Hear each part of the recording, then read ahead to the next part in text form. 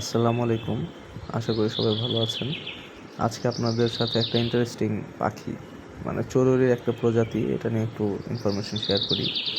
আপনারা হয়তো অনেকেই এই পাখি চিনবেন, হয়তো দেখছেন। এই পাখির মতো গোসল খুব কম পাখি করে।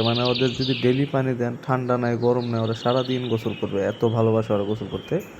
প্রথমে এটা হচ্ছে সব থেকে এই ব্যাপার ওদের।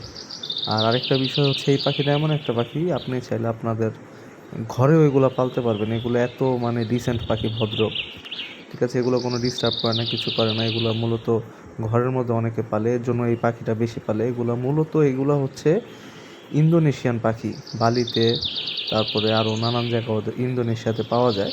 কিন্তু এখন এগুলা কেজ বার্ড হিসাবে মোটামুটি সব জায়গায় কম বেশি আছে, বিশেষ করে শ্রীলঙ্কা, ইন্ডিয়া, তারপর বাংলাদেশে তো অ্যাভেলেবেল মোটামুটি অনেক। তো যারা ঘরে পাখি পালতে চান, যে পাখি পালার স্কোপ কম, ঘরে পালতে পারবেন, এই পাখিটা আপনারা পালতে পারেন। এক্সিলেন্ট একটা পাখি, সুন্দর ডিম বাচ্চা করে। এগুলো আপনারা ইজিলি ঘরের মধ্যে ব্রিড করতে পারবেন, কোনো প্রকারের বদারিং হবে না। এগুলো ময়লাও খুব কম করে।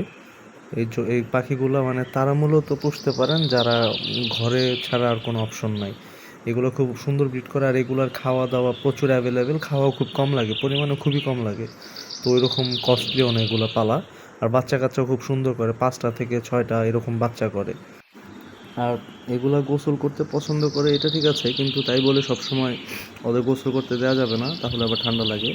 আর এগুলার পানিও ফিল্টারে দিতে হয়, ফিল্টারে না দিলে এগুলা সবসময় গোসলের মধ্যে থাকে, রাত নাই দিন নাই, ওইভাবেই পালতে হবে আর কি।